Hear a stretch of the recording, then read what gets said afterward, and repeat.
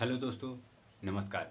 Student with Kishan 24/7 में दोस्तों आपका स्वागत है। दोस्तों आज हम बात करेंगे चतुर्थांक विचलन की। चतुर्थांक विचलन दोस्तों बीएड सेकेंड सेमेस्टर में जो कि आपको देखने को मिलेगा सांख्यिकी के अंदर हम जब क्वेश्चन को सॉल्व करेंगे उसमें एक टॉपिक है चतुर्थांक विचलन। चतुर्थांक जो विचलन है उसे निकालने के लिए दोस्तों इस चतुर्थांक विचलन को हम QD से डिनोट करते हैं। QD से डिनोट करते हैं चतुर्थांक विचलन को। इसका सूत्र जो चतुर्थांक विचलन को निकालने के लिए Q बराबर Q3 माइनस Q1/2 होता है दोस्तों। Q बराबर Q3 माइनस Q1/2 होता है दोस्तों। इसे निकालने के लिए हमें Q1 और Q3 की बहुत आवश्यकता होती है दोस्तों, इसलिए हमने Q1 और Q3 दोनों को आपको समझाने का प्रयास किया है दोस्तों। इसमें देखिए Q1 बराबर L प्लस N/4, यानी कि कि इसमें आवृत्ति का योग होता है उसका चौथा भाग। देखिए दोस्तों Q/4 अर्थात इसका चौथा भाग। फिर माइनस CFB अर्थात जो आपका संचयी आवृत्ति आप निकालेंगे उसके निचले वो संचयी आवृत्ति के निचला हिस्सा। ओके दोस्तों, अब बात करते हैं उसके अपान F/I। अब दोस्तों Q3 बराबर होता है L प्लस 3N/4 अर्थात इसमें बोल रहा है चतुर्थांक विचलन का मतलब तीसरा हिस्सा।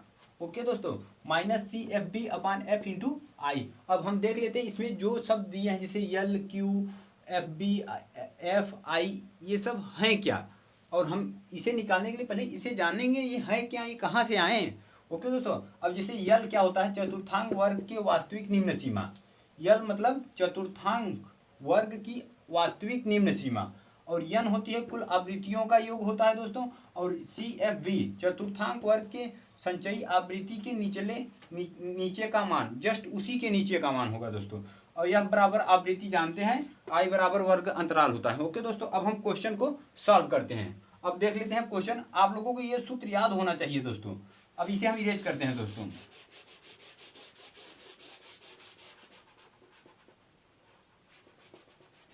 अब बात करते हैं क्वेश्चन की। क्वेश्चन में हमें दिया क्या है और क्या क्या हमें निकालना होगा दोस्तों। आपको दोस्तों क्वेश्चन सिर्फ इतना मिलेगा।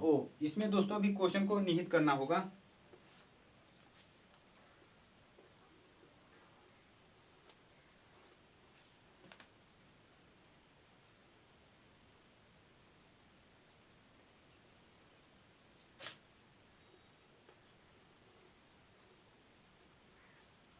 देखिए दोस्तों, आपको सिर्फ इस प्रकार से प्रश्न मिलेगा।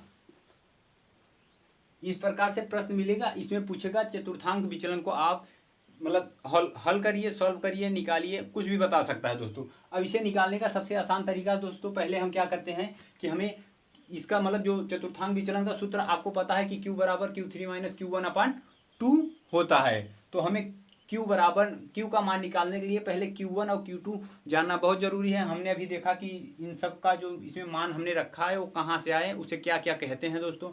अब बात कर लेते हैं सीधा हम। अब क्या करेंगे, हमें पहले अगर L निकालना है, CFB निकालना है, तो पहले हमें संचयी आवृत्ति निकाल लेना होगा दोस्तों। हम निकालते हैं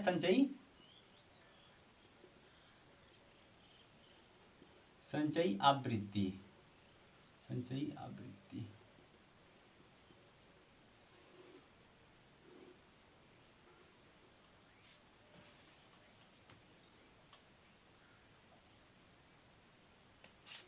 अब दोस्तों हमने देखा संचयी आवृत्ति निकालने के लिए हमने क्या बताया था कि जो हमने इसके पहले जो हमने माध्य माध्यिका बहुलक निकाला था, ये माध्य के तहत आएगा दोस्तों। अब इसमें हम देख लेते हैं क्या करेंगे। पहले जो n का वैल्यू हमें इसका योग देखना होगा। वर्ग अंतराल इसके अंदर वर्ग अंतराल कितना है, 6, 4, 10, 1, 5 5 का अंतर है दोस्तों। देखिए I बराबर हमें क्या प्राप्त हुआ, 5। अगर हमने आपको बताया था ये I कहाँ से निकलेगा, जैसे देखिए 6 और 10 है ना दोस्तों, 6, 7, 8, 9, 10। देखिए दोस्तों 1, 2, 3, 4, 5, यानी कि इस I का मान 5 आया। ओके दोस्तों, अब हम इसे इरेज करते हैं। आपका वैल्यू निकाल लेते हैं n का वैल्यू हम निकालेंगे क्या, n का वैल्यू। ओके दोस्तों, उसके बाद n का वैल्यू निकालेंगे 5, इसी का योग कर देंगे दोस्तों। 5, 10, 16, 13, 30, 40, 50। ओके दोस्तों, आपका वैल्यू 50 आया दोस्तों। ओके दोस्तों, अब क्या करेंगे, हम संचयी आवृत्ति निकालेंगे। संचयी आवृत्ति निकालने के लिए हमने पहले बताया दोस्तों, इसे जस्ट रख देंगे 5। अब दोस्तों इससे यहाँ मतलब 5 में 6 जोड़कर फिर मान रखेंगे। क्या 5 में हमने 6 जोड़ा 11 हुआ, 5 6 11। ओके दोस्तों, अब दोस्तों फिर इसे 11 में 10 जोड़ेंगे, फिर 11 और 10 21। ओके दोस्तों, हमने 21 लिखा और 21 में अब क्या जोड़ेंगे 13। ओके दोस्तों, 21 में अगर हम 13 जोड़ेंगे तो क्या प्राप्त होगा 34। ओके दोस्तों, 21 में अगर 13 जोड़ेंगे 34, अगर 34 में अगर हम 6 जोड़ रहे हैं तो क्या प्राप्त होगा दोस्तों 34 में अगर हम 6 जोड़ देंगे तो क्या 40, 40 में अगर हम 5 जोड़ेंगे 45, 45 में अगर हम 5 जोड़ेंगे 50। यानी कि दोस्तों आप देख सकते हैं जो आपका यन का वैल्यू प्राप्त हुआ संचयी आवृत्ति का जो ऊपर वाला शब्द मतलब अंक है वही प्राप्त हुआ है। यानी कि अगर हम इसका योग समय बचाने के लिए इसका योग ना निकालें, सीधा संचयी आवृत्ति निकाले, जो ऊपर वाला मान होगा वही हमारा योग मतलब यन का वैल्यू होगा। ओके दोस्तों, अब हम इसे सॉल्व करते हैं। सॉल्व करने के लिए हम क्या निकाल लेते हैं Q1। Q1 का सूत्र क्या होता है दोस्तों, Q1 बराबर L plus N/4 minus CFB अपान F इंटू आई। पहले N/4 हम निकाल लेते हैं, उसी के आधार पर देखते हैं। N/4 क्या दिया है N/4। ओके दोस्तों, N/4 क्या दिया है N/4। N का मान क्या होता है 50। 50 को अगर हम 4 से काटेंगे दोस्तों क्या होगा 4 एक्का 4 मतलब 4 दहम 40, 4 एक्का 4 बचा 1, 4 दूनी 4 दूनी 8, 4 पंजे 20। यानी कि दोस्तों 12.5 12.5। अब देख लेते हैं इसमें अगर हमें मतलब N/4 का मान हमें प्राप्त हुआ तो हम L इसी के आधार पर निकालेंगे। L का मान होता है वर्ग के वास्तविक निम्न सीमा। ओके दोस्तों, अब जो ये 12.5 आया इसी के आधार पर हम L का मान निकालेंगे। अब इसमें देख लेते हैं संचयी आवृत्ति में 12.5 नीचे से किसमें निहित करता है, पहले देखते हैं हम 5 नहीं, 11 में नहीं, 21 में। अगर 21 में निहित कर रहा है तो पहले हम इसे ले लेते हैं दोस्तों। हमने इसे कैप्चर किया, यहां लिख सकते हैं Q1। ओके दोस्तों, हमने Q1 लिख दिया, ये आपका क्लियर हुआ। अब बात करते हैं हम इसमें अगर हम निकालेंगे तो यहाँ क्या होगा वास्तविक निम्न सीमा दोस्तों 16 में अगर वास्तविक निम्न सीमा की बात करते हैं, वास्तविक निम्न सीमा L बराबर यहाँ पर है दोस्तों 16 तो आपका निम्न सीमा है। 16 आपका निम्न सीमा है। अगर वास्तविक निम्न सीमा निकालना होगा तो इसमें से 0.5 ये निम्न सीमा है, इसमें से अगर आप 0.5 घटाएंगे तो वास्तविक निम्न सीमा होगा। ओके दोस्तों, वास्तविक निम्न सीमा आपका कितना आया 5.5। अब बात कर लेते हैं L का मान निकाला। अब CFB का मान निकालने के लिए हमें इसी में जो आपकी संचयी आवृत्ति 21 है इसी के जस्ट नीचे का मान ये क्या है आपका क्या CFB अगर निकालना है तो CFB क्या होगा संचयी आवृत्ति का जो मान होगा उसी के जस्ट नीचे का मान हमने अभी मतलब बताया था उसमें, तो हमारा क्या होगा 11। ओके दोस्तों, अब बात कर लेते हैं F की। F हम फ्रीक्वेंसी F में देख लेते हैं। F हमारा क्या हुआ 10, तो हमने F बराबर 10 निकाला। ओके दोस्तों, 10 निकाला। अब बात कर लेते हैं I की। I का मान क्या दोस्तों वर्ग अंतराल I बराबर होता है दोस्तों 5। अब देखिए दोस्तों आपको सब वैल्यू प्राप्त हो गया है, बस Q1 निकालना है। Q1 का सूत्र लगाएंगे और ये मान रखेंगे, आपका सॉल्व हो जाएगा। अब हम इसका मान रखकर निकाल लेते हैं दोस्तों। इसका मान हम यहां रख देते हैं दोस्तों।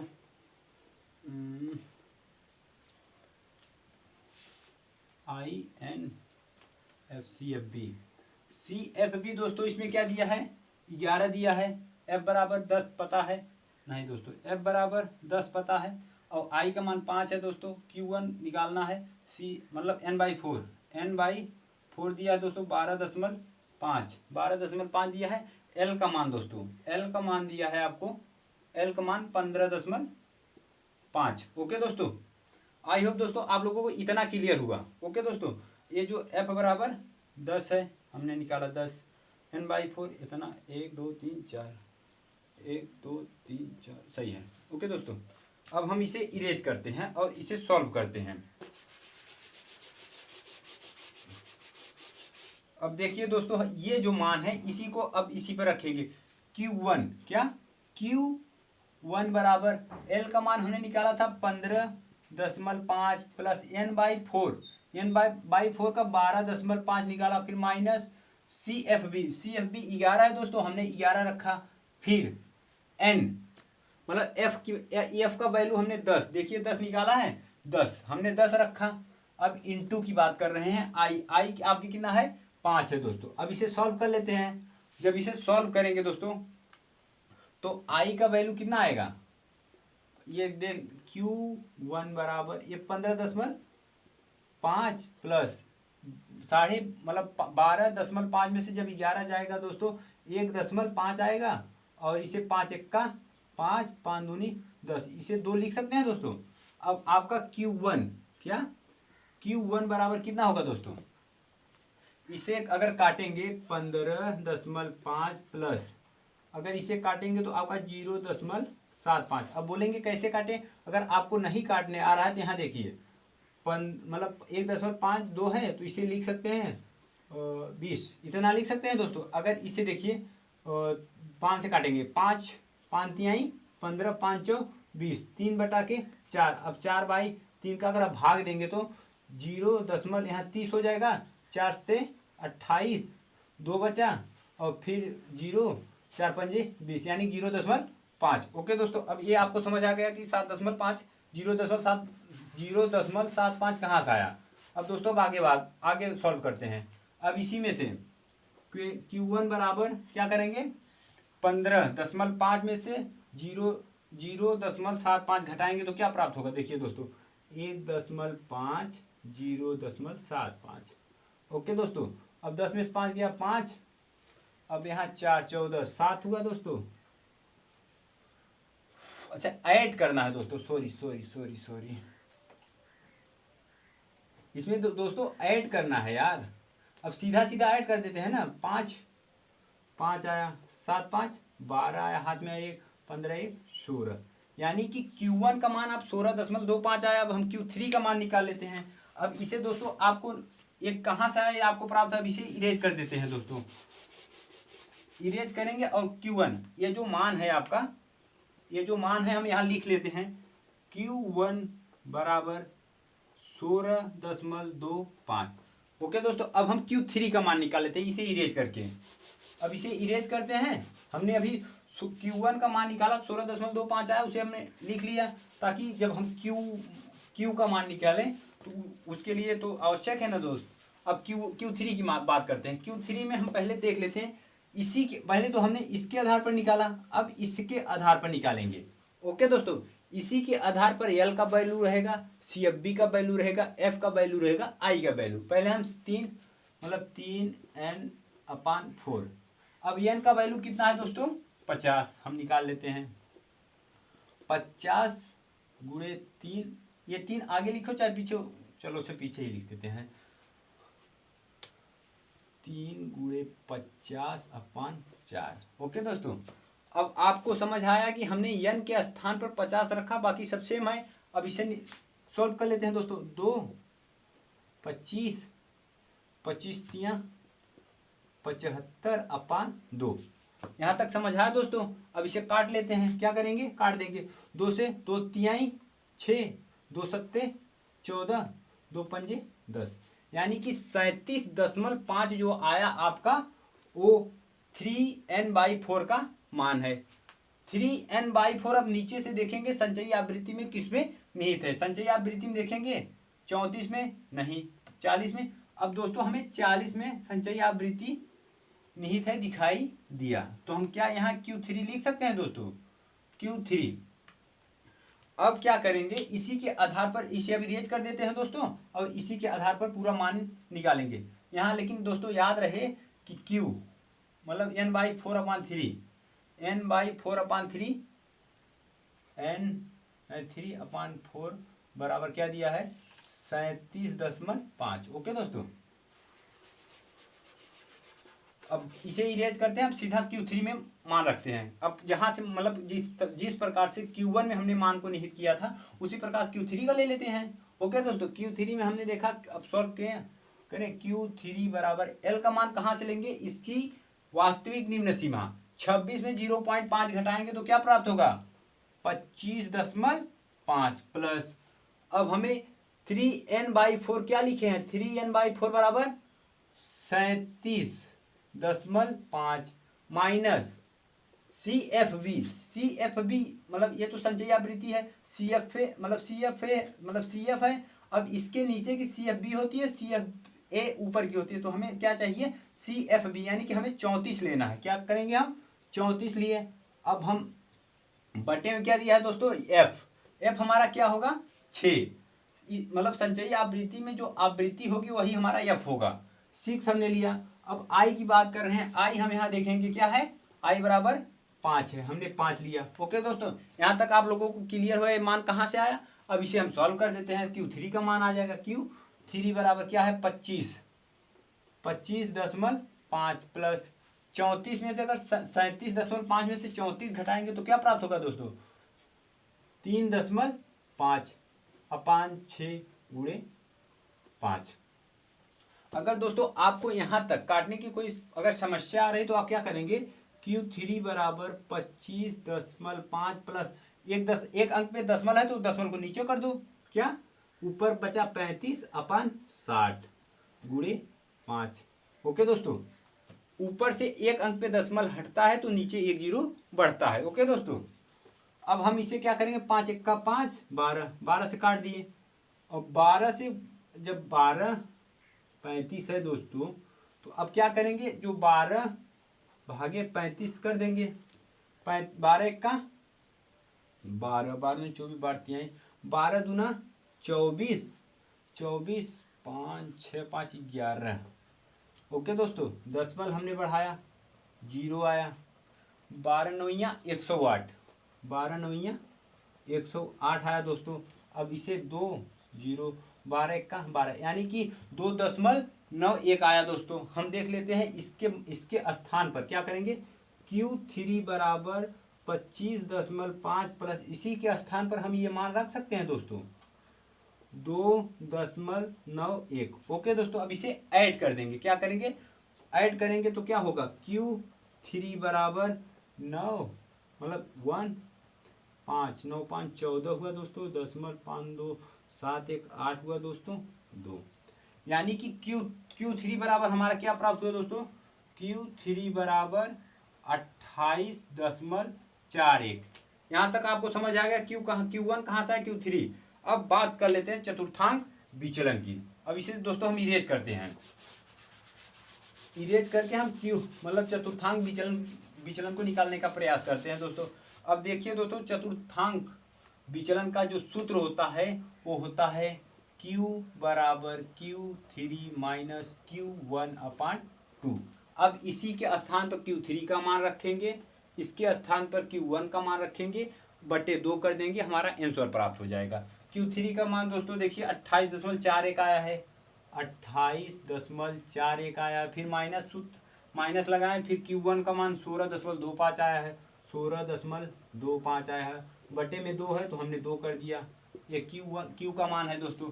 अब देखते हैं 16 28 में अगर इतना घटाएंगे तो कितना प्राप्त होगा 10 11 में से 5 गया 6 5 11 और बचा यहाँ 3 में से 2 जाएगा 1 बचा दशमल, फिर 8 में से 2 गया, 8 में से 6 गया 2 और 2 में से 1 गया 1/2, यानी कि दोस्तों Q बराबर 12 मतलब 12.16 आया। अब Q बराबर का काटेंगे तो कितना आएगा 6 दूनी 2 छक्के 12 8 16, यानी कि 6.08। यही आपका आंसर है। आई होप दोस्तों आप लोगों को चतुर्थांक विचलन समझ आया होगा कि हमने किस प्रकार से निकाला। दोस्तों ये बोर्ड छोटा है, इसकी वजह से हम पूरा विस्तार से नहीं निकाल पाए, अन्यथा आपको मतलब क्रम वाइज निकाल कर जरूर बताते दोस्तों। आई होप दोस्तों आप लोगों को ये वीडियो पसंद आया होगा। दोस्तों अगर चैनल पर आप पहली बार हैं दोस्तों, चैनल को सब्सक्राइब करें, ज़्यादा से ज़्यादा शेयर करें। अगर अब दोस्तों क्लियरिटी आ गई होगी तो एक लाइक दे दें दोस्तों। वीडियो पूरा देखने के लिए धन्यवाद।